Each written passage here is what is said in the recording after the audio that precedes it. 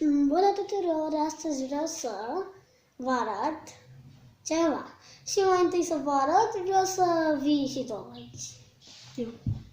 Bună! Eu sunt Mara. Zi, ce o să facem astăzi, Radu? Că e pe canalul meu, nu e pe canalul tău. Da. Ce o să facem astăzi? Să mă abonați și la ea. Mara Costori. Ce facem astăzi, Radu? Zic tu. Bine. Astăzi vom face un mic challenge.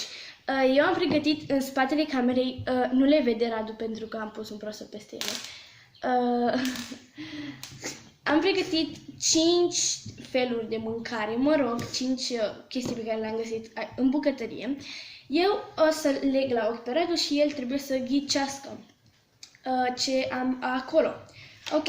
Dacă vă întrebați cu ce stau, este un telefon. Îmi dau un telefon Nokia. Ok, Radu, hai să spunem căciula asta să vedem dacă pot să te leg. Așa. Așa. Nu, că trebuie să și mănânci, deci. Așa. Este ceva de mâncare. Ador asta. Vezi ceva? Nu. Sincer? Da. Sincer, nu vezi nimic, da? Da. Ok, vino mai încoace. Așa. Eu acum o să mă duc să iau mâncarea, pentru că v-am zis că este în spatele camerei. Ok. Voi, în schimb, o să vedeți mâncarea, Radu nu o să vadă. Am aici 5 feluri de mâncare. Ok. Începem cu prima, foarte, foarte ușoară. Vedeți și voi ce e. E foarte, foarte ușor de ghicit. Foarte. Pâine, evident. Pâine. Foarte, foarte ușor de ghicit. Că este uscată. Da. Hai, mănâncă, mănâncă, mănâncă. Hai, hai, hai. Da, tot primește mesaje. Gata? Hai. Ok. Avem aici. Încerc să vorbesc încet ca să nu-l aud. Dar sper că vă puteți da seama ce e ăsta.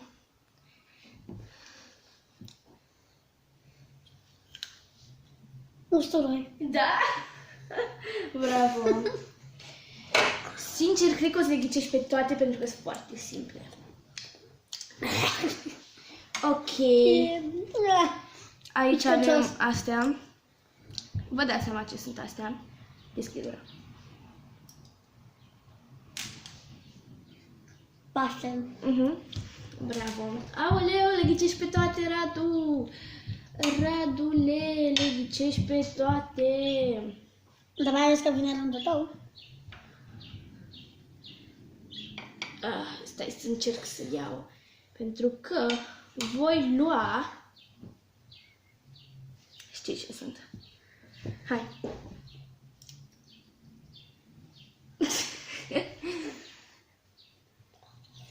Mere? Da, bravo. Ok, și ultima. Nu m-am uitat. Ai văzut ceva? Sigur? Oricum țineam mâna cam așa. Mă rog, ultima e chestia asta. Care este, stați cam aici lângă mine. Asta. Ok.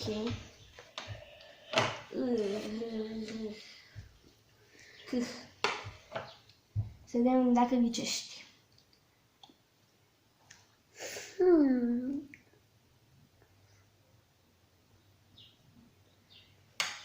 E cum mor cu scorțișoara. Nu, mor cu scorțișoară, nu. Ia. De gură.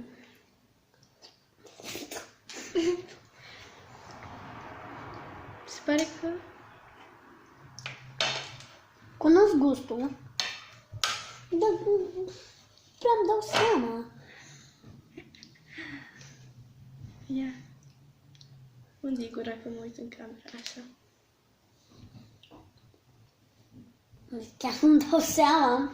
Stați că mai am aici niște chestii. Ia, deschide gura.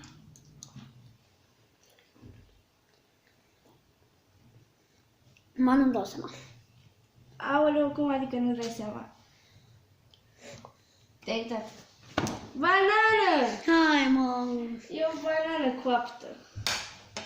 Da, deci a ghicit 4 din 5, deci chiar nu mă așteptam să nu o ghicească, dar eram sigură că o să fie un pic mai... ce e asta? Usturoiul. Hai să fă-ți outro. Da, cam astea au fost toate chestiile. Și cam asta a fost. O să ne vedem data viitoare.